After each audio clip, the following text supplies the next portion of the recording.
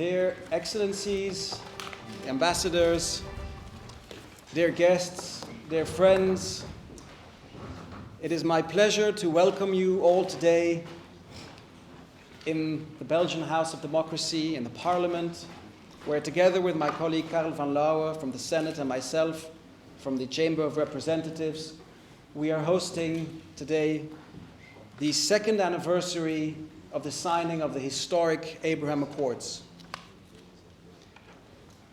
The Abraham Accords are indeed historic because they bring together countries and nations that for too long have either been at war or at least have not been on friendly terms.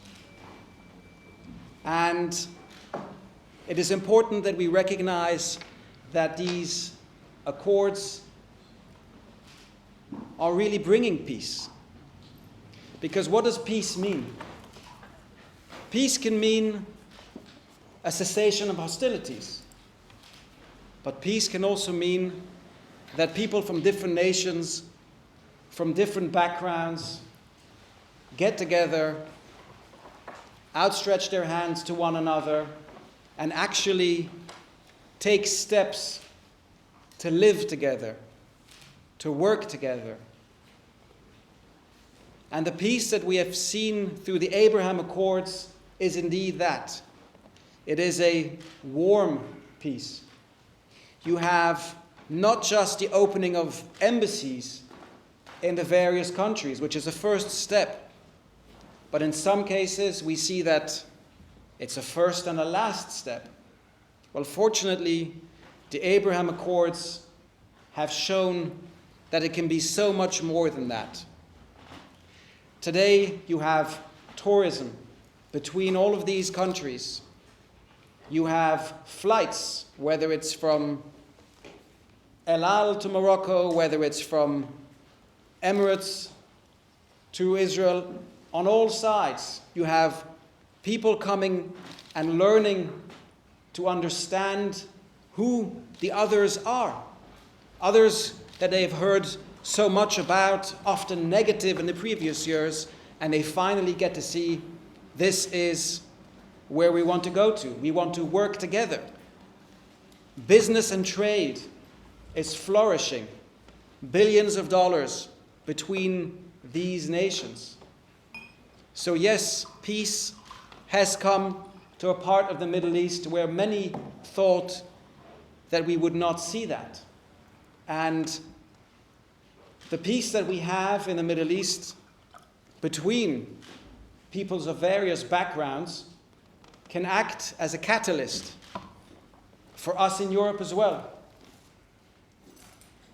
We often have, too often, also within our own streets, various ethnic groups, various groups from different backgrounds that don't see eye to eye, where there is hate, where there is resentment.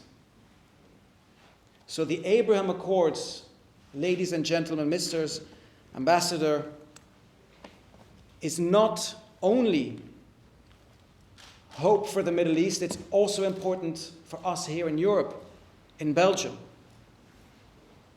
I remember when I brought the previous ambassador of the UAE to Antwerp a year ago, we went to visit the ultra-Orthodox community of Belgium.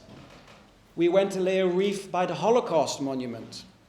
And a few months ago, the ambassador of Morocco was present at the opening of a new synagogue.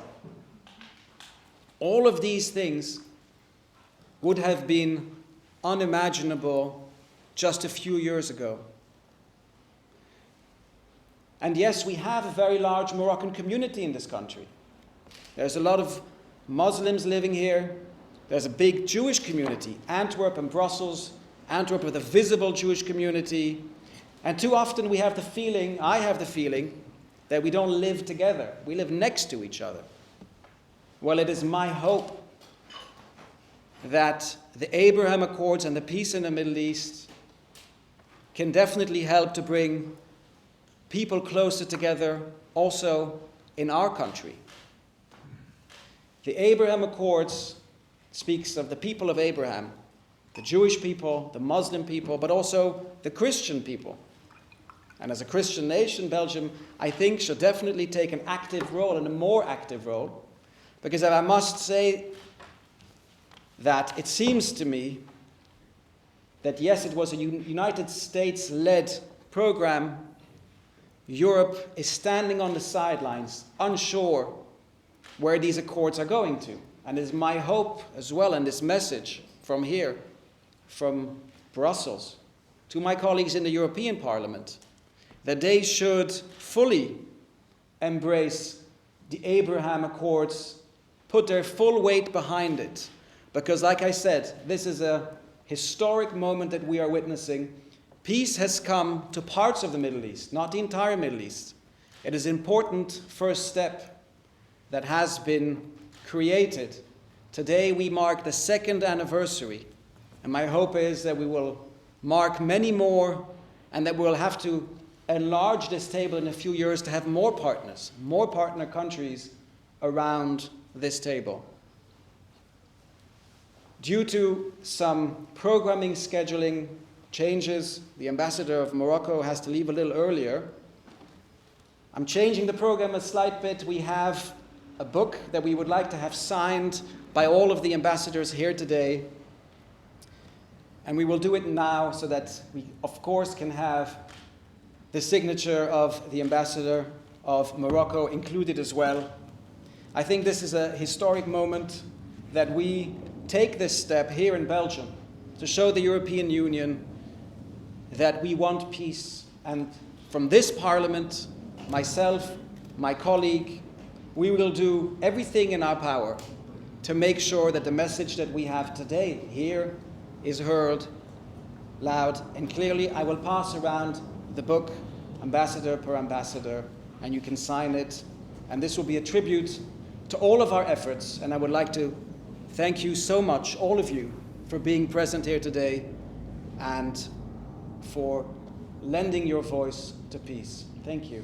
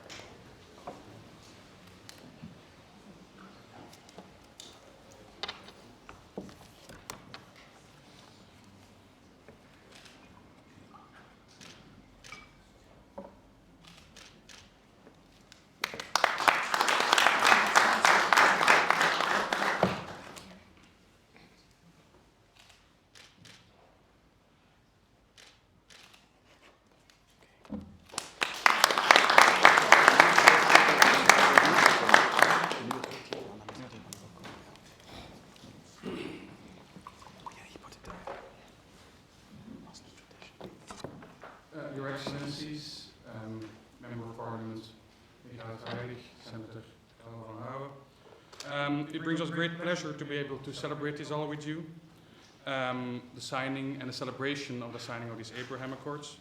For that reason, we have compiled a short video highlighting each nation's role and opinion in and on these accords. Monsieur le Président, merci.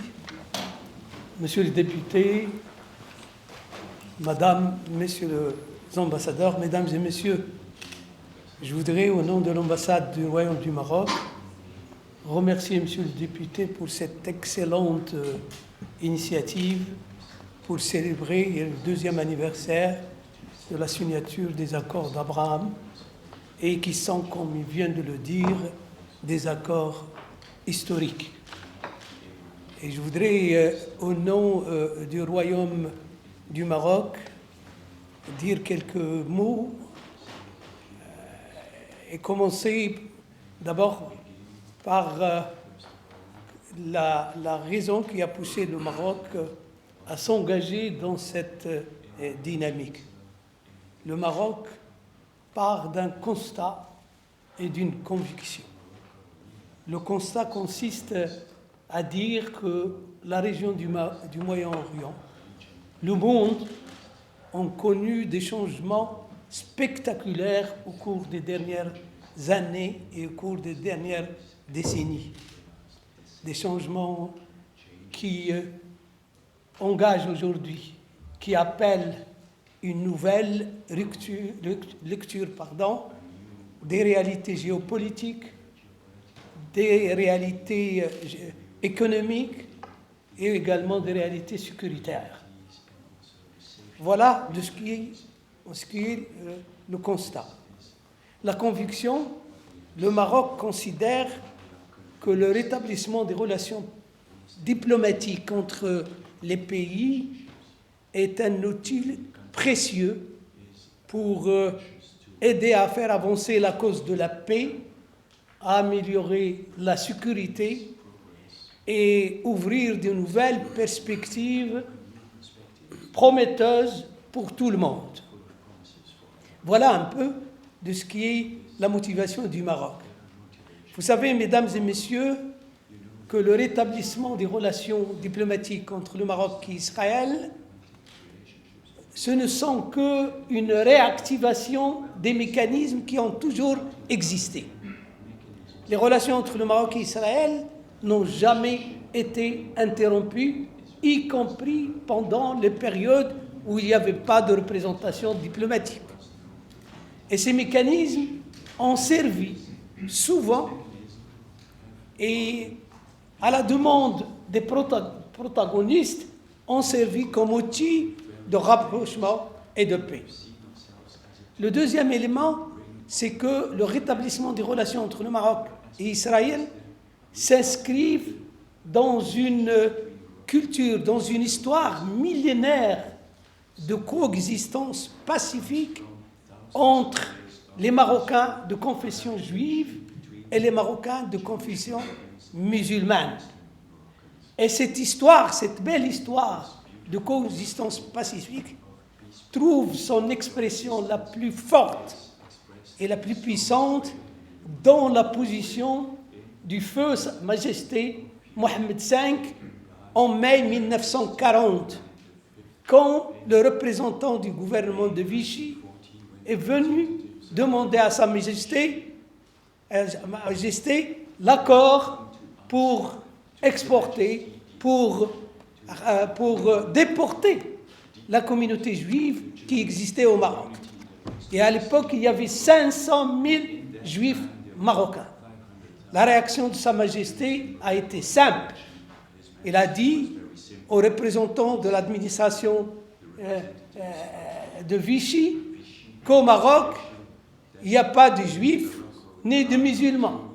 Il n'y a que des sujets. Et je refuse qu'une distinction soit faite entre mes sujets. Et cette position, cet acte courageux du feu Sa Majesté Mohammed V a sauvé la vie des centaines de milliers de Marocains de confession juive.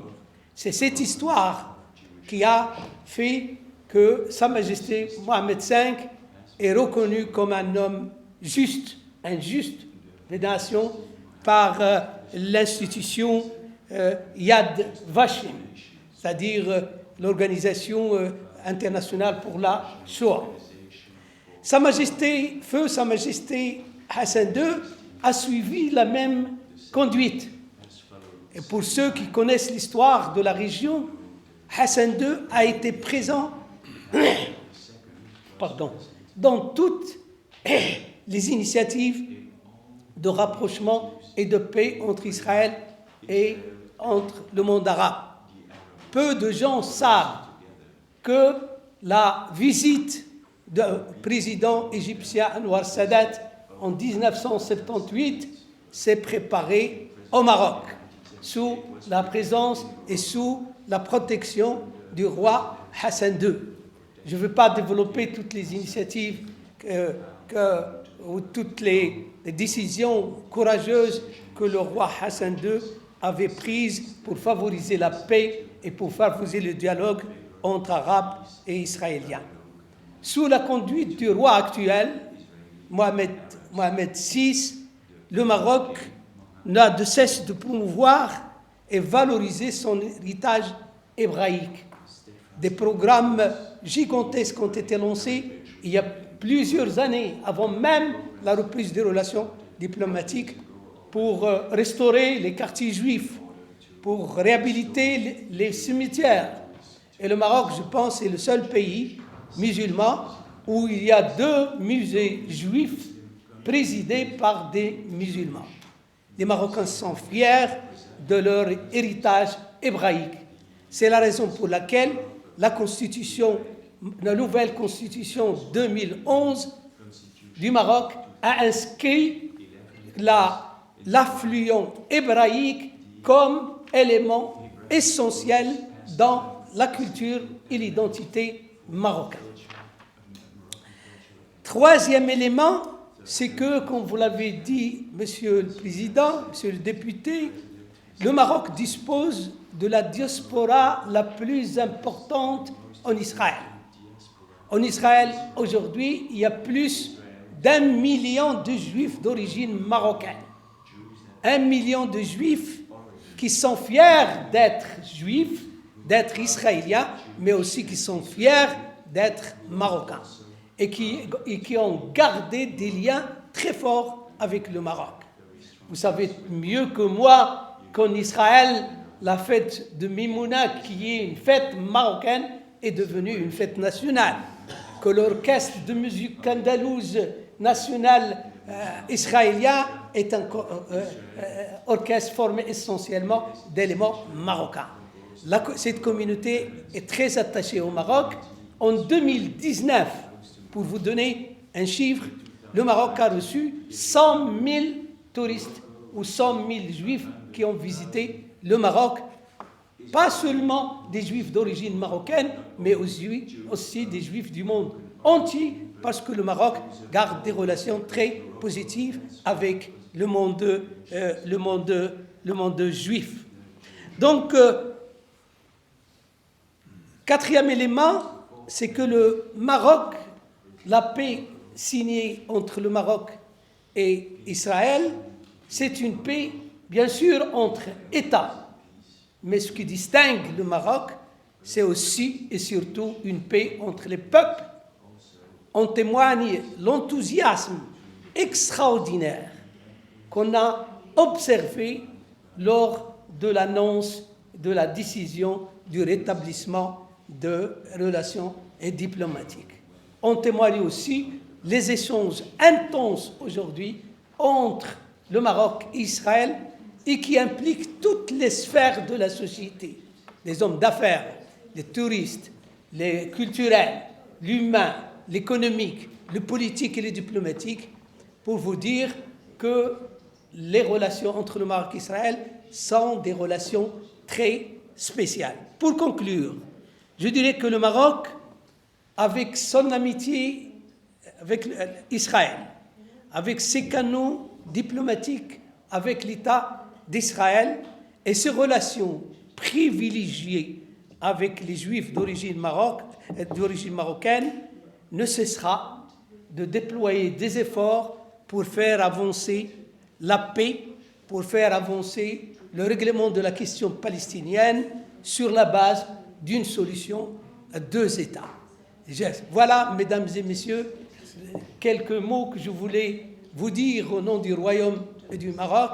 Je suis heureux de participer à cet événement et je peux, avec l'aval du représentant de l'ambassade d'Israël, vous dire que nous allons, ambassade du Maroc et ambassade d'Israël, célébrer cet anniversaire comme il se doit, comme il est attendu, notamment dans cette ville multiculturelle et dans cette ville où il y a aussi une communauté marocaine forte de plusieurs centaines de milliers de personnes. Merci et je m'excuse de vous quitter pour un engagement que j'avais pris déjà plusieurs mois. Merci.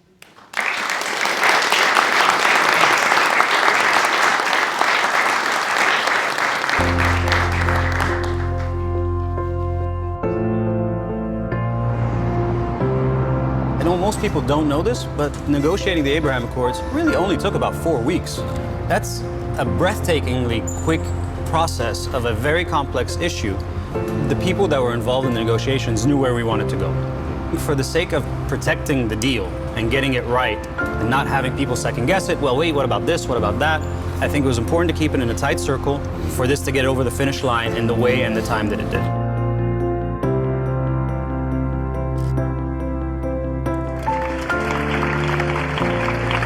People would say to me often when we were getting to the finish line on the Abraham Accords, they'd say it's all about Iran, it's all about military and intelligence. And I said, what I think it is, I think it's about extremism versus moderation. Rejecting extremism, embracing modernity, cooperation, religious tolerance.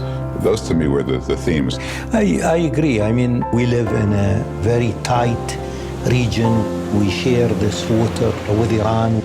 We have our differences, but I think these differences need to be addressed diplomatically, politically.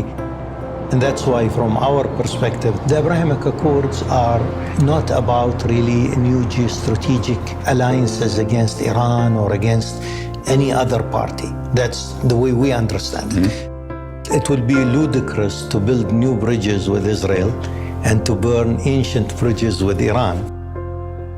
But it's definitely about changing the calculus, about moving from a region where conflict and deadlocks are seen as norms. The Abrahamic Accords are really about the UAE and how it sees itself in the world in terms of reaching out to the Jewish state. It's economic, it's cultural, it's also building a network that can help and support the Israelis and Palestinians reach an agreement. His Excellency, the Ambassador to the Kingdom of Belgium, Grand Duchy of Luxembourg. Dear colleagues and friends, ladies and gentlemen, I would like to thank you for hosting this event celebrating the historic achievements of the Abrahamic Accords in the heart of Belgium's democracy. My personal thanks go to Mr. Freilich, who is a champion of the Jewish community in Belgium, and whose efforts I greatly commend for making today's event possible. Michael, the warm welcome you showed me upon my arrival in Belgium is emblematic of the positive effect that the Abrahamic Accords are having on people's lives. I also want to thank Senator Carl Van Looy for also extending this invitation today. The signing of the Abrahamic Accords declaration in September 2020 marked a courageous and important step towards achieving peace in the Middle East and has done much to enhance stability and security for people across the region. 2 years ago, the UAE government recognized that traditional approaches to reach security and prosperity in the region were not achieving the desired results. In the UAE, we have built a diverse, tolerant, and future-oriented society, a world-class hub for innovation, culture, and business, where Arab youth have great opportunities to increase prosperity to their societies. To ensure they have a bright future, we realized the importance of strong multilateral partnerships and a shared commitment to achieving stability and prosperity through peaceful political means. It was long overdue that countries in the Middle East region take an approach that promotes collaboration rather than confrontation, tolerance instead of extremism, and constructive pragmatism before ideology. It is in the light of these realizations that we were then able to pursue and secure a diplomatic breakthrough that many around the world doubted would never be possible.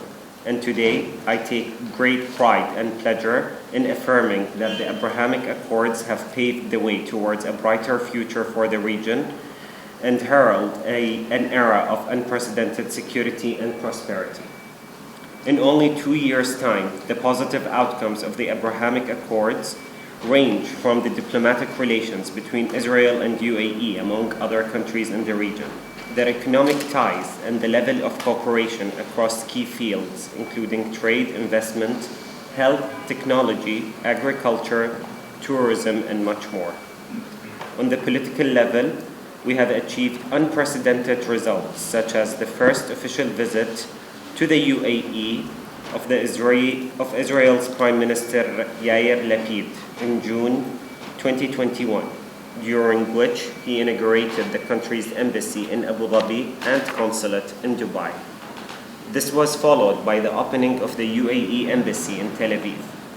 This January, we also had the honor to host the Israeli President Isaac Herzog during his first official visit to the UAE to discuss bilateral relations, regional issues of mutual interest, and the importance of exploring further opportunities for cooperation. The Abrahamic Accords have also served as a catalyst for the flourishing of trade and economic cooperation between UAE and Israel, with benefits derived across sectors, from the energy and resources sector to healthcare, advanced technology, agriculture, and even space exploration. At the start of this year, trade between our nations had already grown by 500% compared to the first quarter of 2021, with non-oil bilateral trade amounting to more than 2 billion euros from September 2020 to March 2022. With the signing of the historic Comprehensive Economic Partnership Agreement between UAE and Israel in February, these figures are set to increase further, with abundant opportunities for vital economic development in the UAE, Israel, and the wider region.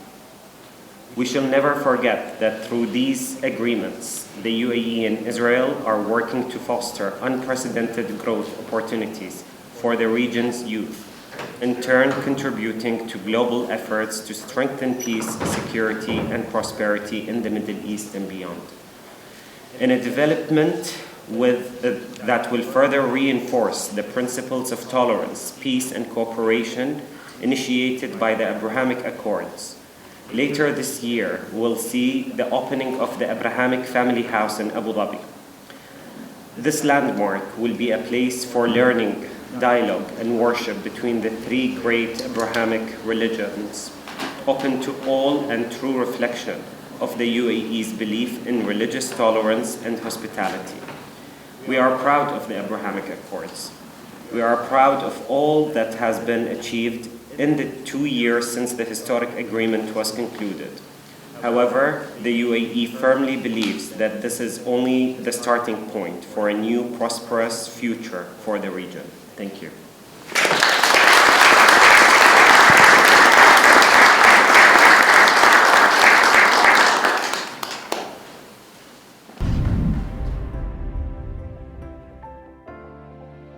The United Arab Emirates had led the way. The next country to immediately join the Accords was Bahrain.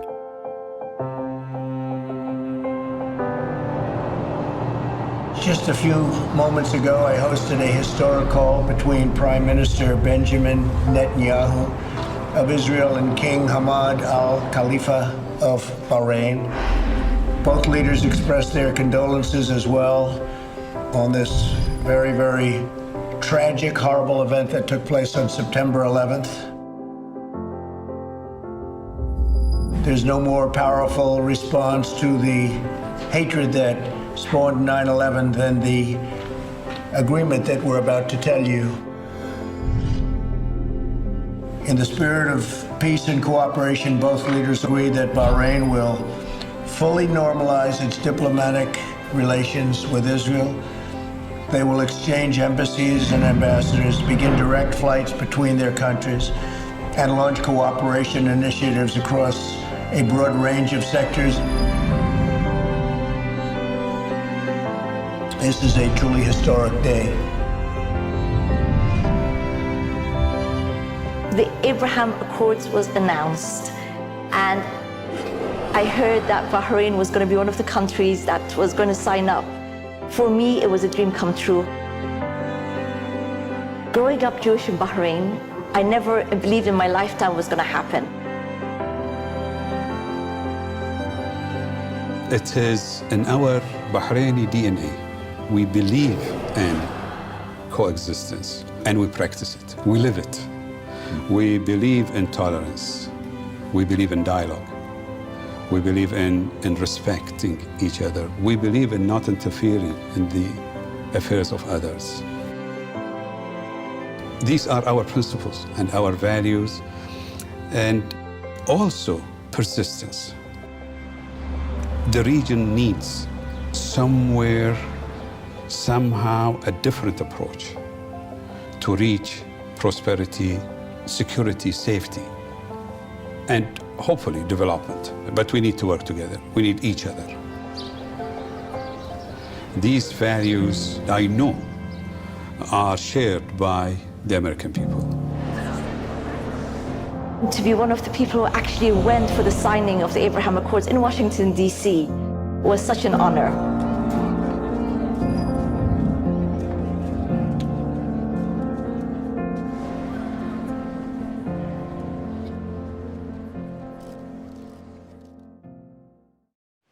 His Excellency, the Ambassador of Bahrain to the Kingdom of Belgium, the Kingdom of Denmark, the EU, and NATO.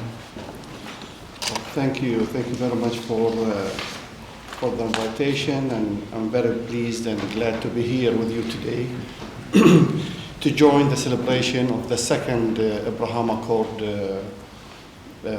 signing that we had together. I would like to start where my minister ended on this TV shot when he said we share the values together and principles.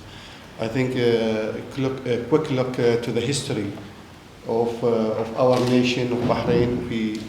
Bahrain is more than 5,000 years of civilizations, diversity, and metropolitan communities, and is our nature. This is what we born. We born on that diversity. And during all our history, all civilization have merged or went through Bahrain, from the east to the west, from the north to the south, where we have many civilizations has resided in Bahrain for a long time. So the Jewish community was part of that. So before I born, and before maybe my father or grandfather born, the Jewish was living in Bahrain peacefully, hand to hand with the Jewish community. And the fabric of social fabric in Bahrain is our strength. His Majesty the King of Bahrain, King Hamad bin Isa Al Khalifa, he is a leader of coexisting, peaceful coexisting and tolerance, and he made it very clear that is we need to stand for our values, we need to stand for our principles. We had to promote this not only within our national capacity, but also within the regional and international capacity. And His Excellency Dr. Zayani has said it, that is living together with a different civilization, different faith is our nature, is something, our DNA, is something we have seen, we learn from our schools, from elementary schools. We teach about Jewish community, and there's many good examples that we are used in our community about Jewish personnel and Jewish businessmen, Jewish faith leaders, synagogues in Manama, that is tens of years establishment. And we had that for hundreds of years, and therefore it wasn't strange, or it wasn't a sudden when we moved to sign Abraham Accord with our friends and colleagues from UAE and Morocco. And I'm sure the others will have noticed the value of coming to Abraham Accord, because Abraham Accord is about promoting nations communications, nation interconnections, nations shares of values, and Abraham Accord is about promoting peace and prosperity for all. And that's why Bahrain has bravely taken this initiative to bring to our people, to our youth, to our generations, the hope that peace on the Middle East is possible, and the peace between the nations and neighborhood, good neighborhood, is possible, and working together for the best interests of all of us is possible. And also that's to inject some new blood, a new inspiration, a new energy to the standstill peace process in the Middle East. For more than 20 to 30 years, there was no new blood, a new inspiration taking place in the Middle East, and we need to think what we can do. And as my colleagues, Mr. Mohammed, Ambassador of UAE, has said rightly, we need to show our nation and our friends that is the hope for a better future for all is coming. And it's only when we open these channels that wasn't open as such on a very openly way since a long time. And therefore we came to Abraham Accord despite the challenges and the critiques we received. And as you know, to coming forward at that stage, at that time, was a sign and signal to the world that is Bahrain is a part of the international community that is promoting any initiative, any hope for peace and coexisting between the nations. Of course, reflection on that, as ministers has shown in the videos, Abraham Accord is not targeting any other nations negatively. It is not a political to be used or deployed to anybody else at all. I know there is some media and there are some reports showing that this is a GCC or a military security or Iranian opposite deal is totally unclear. We have said to everybody, this is a purely agreement that is bringing the hope and the opportunity for everybody to think about. And I think today, after 2 years, we have seen the reflection, the positive reflection in our nations. The exchange rate between the two countries has increased more than 150%. And also the exchange on tourism, on medical treatments, on industrial and technology and research and agriculture and environment and climate change, and also on political consultation. And among more than 32 memorandum of understanding have been signed, and more to come, is the reflection to the promotion and development of the people of Bahrain. Is not to the political regime, is not to any political dimension. Is going clearly to the people development. People now have more opportunity to benefit from technology, benefit from medical treatment and services, and also using more technology for our agriculture and environment promotion. And therefore, on behalf of my embassy, myself and diplomats and also the administration, and on behalf of Bahrain nation, we are very glad to be here today to celebrate this second anniversary. And we hope that the message be now cleared to everybody. And this is also a good opportunity to promote the Palestinian. That is, this communication between us and the Israelis is a channel to promote encouragement of coming to the peace process table discussions. And this is for the best of and interest of everyone. Also, we want to take this opportunity to thank USA, America, the administration for their great initiatives that is encouraging all of us to come together to sign this in Washington. It was a milestone, it was a brave, and when we have seen all this through the TV, I couldn't get the opportunity to be part of that, but all of us, we felt the pride and we felt the happiness that this could happen and could be seen during our life. And we thank, of course, first and last is Your Excellency, Belgian Parliament, Mr. Rimby and the Senator, for organizing this such important event that reminds us about how successfully we have made together towards our nations, to our peace and prosperity that we are enjoying now and to come in the future. I thank you very much for that.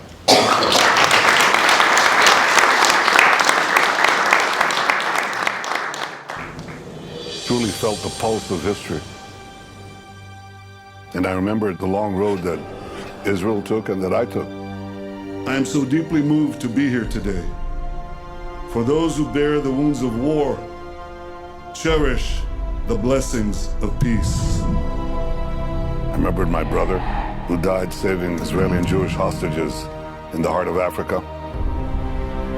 This was the culmination of a decades-old effort to establish Israel's security, its prominence as a strong and independent country, and as a strong ally of the United States. It just vindicated everything that we had said, everything that I had said just exactly 4 years earlier at the United Nations. I said, there's peace to be had. The Arab countries are waiting for it. And I knew that this was significant not only for that moment, but I think for many generations to come. I was standing by my friend Sheikh Abdullah bin Zayed and the Prime Minister of Israel and the President of the United States. And I said, my God, a Bahraini man raised by illiterate parents is bringing a message from His Majesty the King and from the people of Bahrain to the entire world, saying we believe and respect coexistence and peace. Why don't these values be spread over the Middle East? And why don't we pursue a path of peace?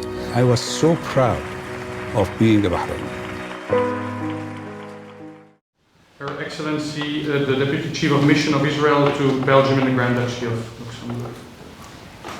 Dear guests, I would like to open by conveying best wishes from our ambassador, Mrs. Edith Rosenzweiger, who could not be here today as she has not yet presented her credentials to the King and is therefore prevented from attending official events.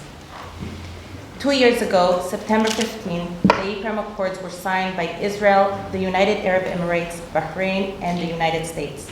Indeed, a historical event.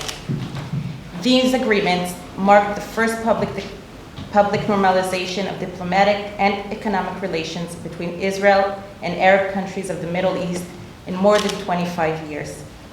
It was impossible a few years ago to envision what seems almost obvious today, but thanks to courageous leadership, it has become reality. This event created a new paradigm in the Middle East, as this is not only peace between leaders, but peace between people. The signatory states decided to put the focus on cooperation as the way to bring peace, stability, and prosperity to the entire Middle East. These agreements aim to promote economic growth, technological exchange, innovation, and to face together such common challenges as climate change, water shortage, desertification, etc. Following the signing of the Abraham Accords, Israel established an embassy in Abu Dhabi, a consulate general in Dubai, and an embassy in Manama, Bahrain. The UAE and Bahrain have both opened embassies in Tel Aviv and appointed ambassadors to Israel. After having opened liaison offices in each of their countries, Israel and Morocco upgraded their offices to full embassy levels this summer. The virtue of peace brings many blessings, To this day, numerous agreements on economic and scientific cooperation have been initiated between the parties. Direct flights were launched between our countries, opening up the markets for mass tourism. Mutual trade has surged dramatically, demonstrating the enormous economic potential of these accords. The Abraham Accords were preceded by the establishment of diplomatic relations between Israel and Chad, and followed by the commencement of a normalization process with Sudan. It is our sincere hope that in the near future, more countries, both in the Middle East and beyond, will follow suit and join the circle of peace. At the Negev Summit, held in Sde-Boker, Israel, in March of this year, it was decided to form a framework for regional cooperation, the Negev Forum. Following the summit, the governments of Bahrain, Egypt, Israel, Morocco, the United Arab Emirates, and the United States, represented by senior officials from their respective foreign ministries, held the inaugural meeting of the Negev Forum Steering Committee in Manama, Bahrain on June 27, 2022. The committee's main objective is to further coordinate our collective efforts and advance a common vision for the region. In closing, we would like to thank the esteemed ambassadors and all the honorable guests for participating in this event, and we are looking forward to working together with you all here in Brussels. I would also like to extend our sincere appreciation to Federal Parliament member, Mr. Michael Freilich, and Senator. Mr. Freilich organized this prestigious venue for the commemoration of the Abraham Accords' second anniversary. Thank you. In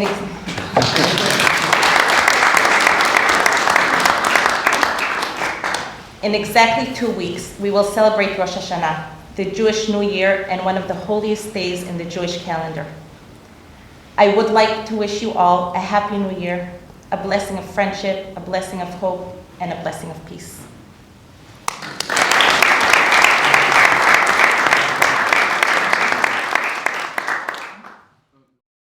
Another historic deal makes Morocco the fourth country to join the Abraham Accords and agree to full normalization with Israel after the UAE, Bahrain, and Sudan. I've always believed that this historic day would come. I've always worked for it.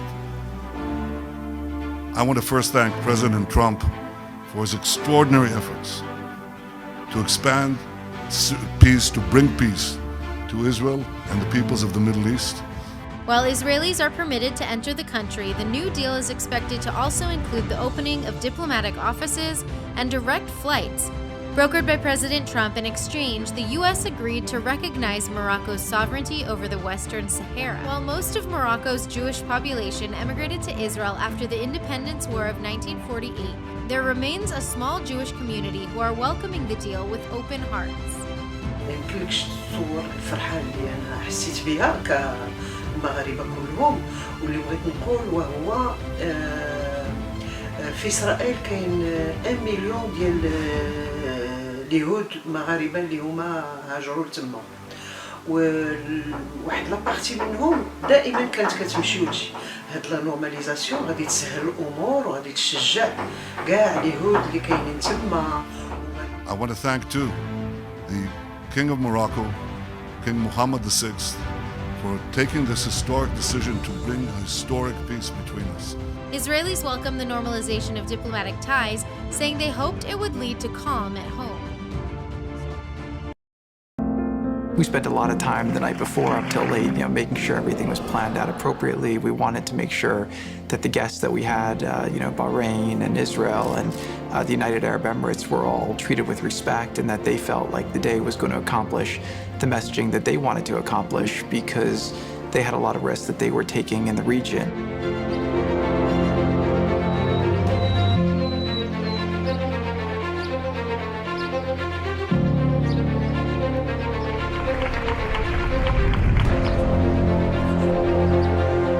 It's been 26 years since the last peace agreement between Israel and an Arab state, that being Israel and Jordan, and now 2 within a month.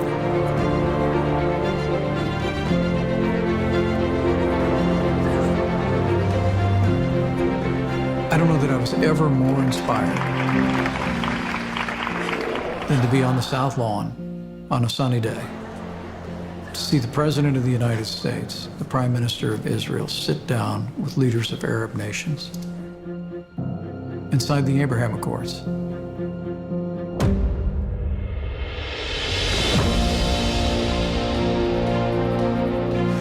History-making progress. That was an experience that I lived during that sunny day. It was a bright day, and to be frank, I believed I said, it's a message that this bright day is for a bright future.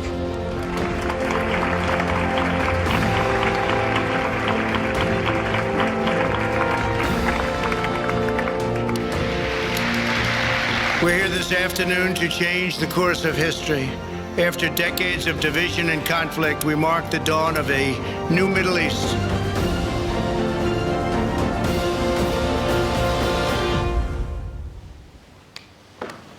His Excellency, the Ambassador of the United States to the Kingdom of Belgium. Thank you very much, Senator. Michael? It's wonderful that you put such an important program together.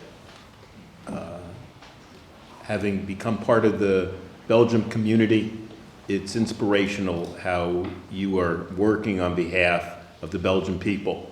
And I share with you your dream that maybe next year or the year after, when we do this again, there could be many more countries that join us. Because truly, this is a struggle. And I think it's important to note, just for a quick moment, that when these were signed, none of us could have imagined the horror of what's taking place in Ukraine. And that's a struggle for tolerance. That's a struggle for human rights. That's a struggle that all of us at this table share, and we must work together, because that's part of the same goal that these Abraham Accords speak to. I am honored to be standing here today with all of you, my counterparts from Israel, the United Arab Emirates, Bahrain, Morocco, and Hungary, as we mark the second anniversary of the signing of the Abraham Accords. These historic agreements paved the way for a new era of peace and prosperity among these dynamic countries in a region that is so vitally important. The United States is proud to have been a partner in bringing these agreements to fruition in 2020. A bright light, it was otherwise a challenging year for the world. And yet, in spite of the worldwide pandemic, it has been 2 years of exciting firsts for the region. The first Israeli embassy in Manama, and the first embassy of the United Emirates in Tel Aviv. 2 years of building ties, opportunities to learn about each other's cultures, and forging new friendships. I know from personal experience how important building these direct relationships are, and we encourage them to continue and to grow. The tangible results are clear. We've seen diplomatic relations grow and strengthen with numerous visits of head states, governments, and foreign ministers between the countries. There have been exponential growth in tourism, and new direct flights are bringing tourists back and forth every day, expanding economic opportunities and fostering new avenues for dialogue and exchange between the citizens of these countries. And the trade collaboration is booming. Prime examples is here in my notes. It said 1.1 billion, and I hear it's now 2 billion. So the growth is truly exponential. The UAE-backed investment in natural gas extraction off the coast of Israel is important, and a joint UAE-Israel high-tech zone in innovative communities with over 1,000 members that invites entrepreneurs, senior business executives, government officials, and technology companies to join and cultivate talent and resources shared by the UAE and Israel is so important. We will continue to engage with Israel and other countries to normalize relations, and we will look for additional opportunities to expand cooperation in the region.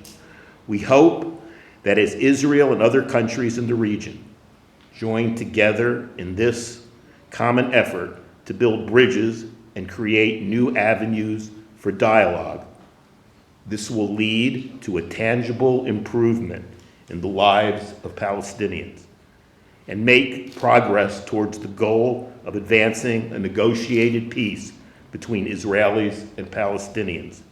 Indeed, normalization should be leveraged to advance progress on the Israeli-Palestinian track. The United States remains committed to bringing a partner in the normalization of relations between countries in the Muslim world and Israel.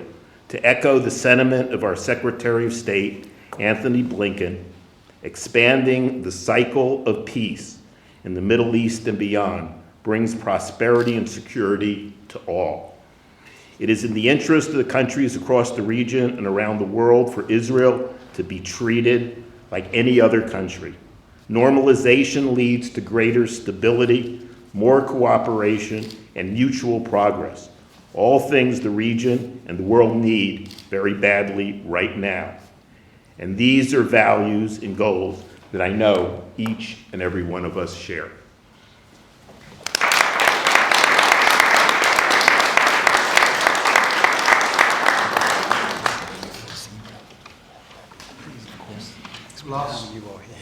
Last but not least, I would like to give the word to His Excellency, the Ambassador of Hungary to the Kingdom of Belgium and the Grand Duchy of Luxembourg.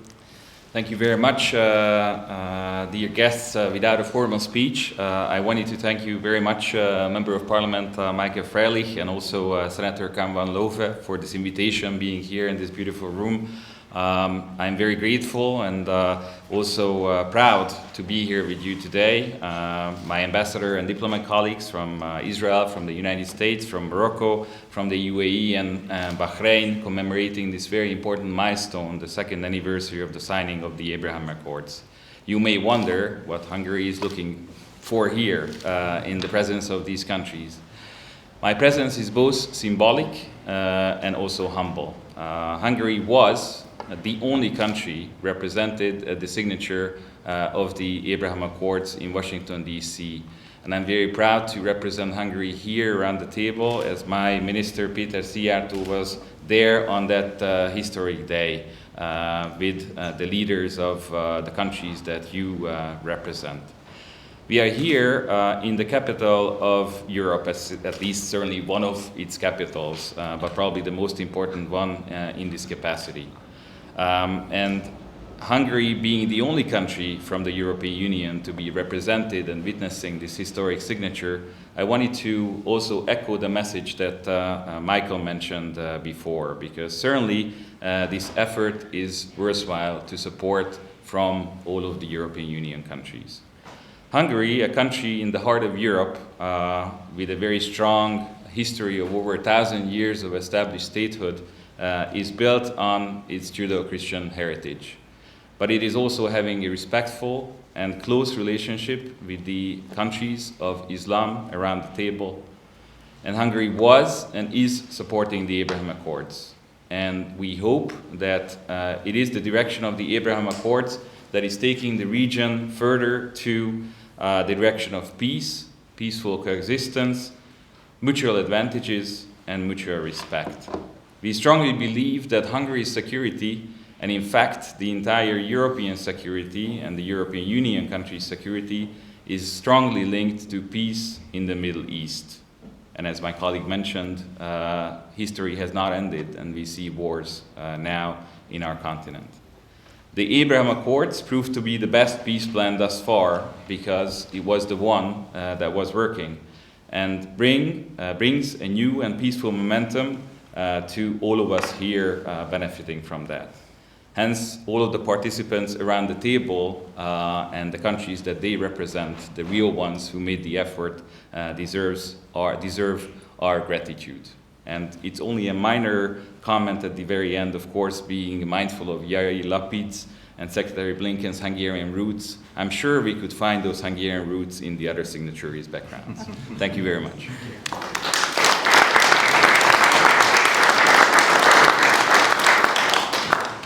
now like to give Senator Van Lauwe the last word for the closing remarks, after which certain members of press can ask the ambassadors and members of parliament present here questions for interviews, after which we can join a small reception where everybody can enjoy cool or hot drink. So, Senator Van Lauwe.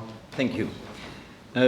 Dear Excellencies, colleagues, dear guests, and of course my good friend Michael, at the end of this event, I wish to thank all our gifted speakers today for sharing their insights. Your participation today is indeed testimony of your continued support for our shared ideals of peace, cooperation, and friendly relations in the Middle East and the wider world. Ideals to which we all aspire, even though they sometimes seem so abstract, especially in times in which Europe is once again faced with war on its own continent. A lot has been said today on the Abraham Accords, on their content and their importance. Assessing their significance in global history is no easy task at all. It's however clear that in searching a suitable description, the word historic seems the most appropriate. Reopening and normalizing relations between Israel and numerous countries from the Arab world, such as Bahrain, Morocco, the United Arab Emirates, marks a new area in the Middle East. An era of cooperation and good neighborship. The Accords form an example of our partners' joint will to set a strong example of the form which modern cooperation in the region can take. Not only do the Accords set the standard for peaceful cooperation, they have also created the fertile ground for closer trade relations and free trade agreements sprouting economic growth and upwards social mobility. Moreover, they have allowed better relations and mutual understanding between Jewish and Muslim communities in the region and even the world. The Accords also underline the role which the United States and other partners can play in the world. In times in which some doubt the very concept of multilateralism and global leadership themselves, it's an example like this one which proves them wrong. Sound diplomacy, mediation, negotiation, and the rules-based world order still have their merits and their worth. They remain vital tools in shaping the global political system. And before closing today's event, it seems appropriate to look forward to the future as we celebrate the 2-year anniversary of the Abraham Accords. It's my hope that they may form the basis for future agreements with other countries in the region, as the 2-year period within which the Accords have been in place between the current partners has shown, enlarging the partnerships would benefit the entire region in so many ways. Equally important, they would further contribute to a better mutual understanding between the citizens of the participating countries, thus providing a solid basis for peaceful cooperation in an ever-changing world. Ladies and gentlemen, Excellencies, thank you very much for your kind attention and participation, and I hope you all enjoyed this morning as much as I did, but I'm certain you did. Thank you very much.